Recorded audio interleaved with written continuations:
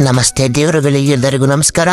ನಾನು ಡೈಲಿ ಲಾಗ್ನ 1ನೇ ದಿನನ ಇವತ್ತಿನ ಸ್ಟಾರ್ಟ್ ಮಾಡ್ತಿದ್ದೀನಿ. ಏನಾದರೂ ಇದರಲ್ಲಿ ಏನಾದರೂ ತಪ್ಪಿದ್ರೆ ಕ್ಷಮಿಸಿ. ಇವತ್ತು ಬೆಳಿಗ್ಗೆ ಬೇಗ ಎದ್ದು ಫ್ರೆಶ್ ಆಗಿ ಕಸವಾಗಿ ಹೊರಟು ಹೋದೆ ನಮ್ಮ ಹಾಂದಿ ಸ್ಟ್ಯಾಂಡ್ಗೆ.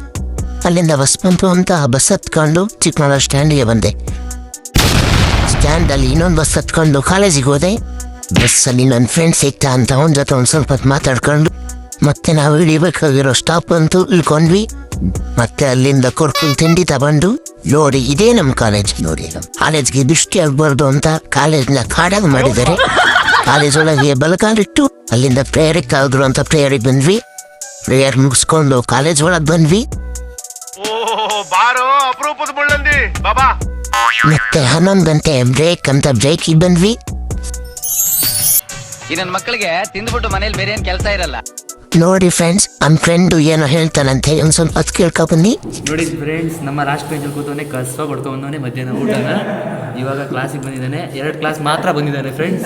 ನಮ್ಮ ಅಳಕ್ಕಾಗ್ದೆ, ಬಾಳಕ್ಕಾಗ್ದೆ, ಸಾಯಕ್ಕಾಗ್ದೆ, ಮರಿಯಕ್ಕಾಗ್ದೆ, ನನ್ನ ಬಾಳ್ಗಷ್ಟು ಬೆಂಕಿ. ಅಲ್ಲಿಂದ ಕಾಲೇಜ್ ಮುಗಿಸ್ಕೊಂಡು ಬಸ್ ಕಾಯ್ತಾ ಕೂತಿದ್ದೆ. ಆಮೇಲೆ ಬಸ್ ಬಂತು. ಅಲ್ಲಿಂದ ಬಸ್ ಹತ್ಕೊಂಡು ಸ್ಟ್ಯಾಂಡಿಗೆ ಬಂದೆ. ಅಲ್ಲಿಂದ ಊರಿಗೆ ಬಸ್ ಹತ್ಕೊಂಡು ಮನೆಗೆ ಬಂದೆ.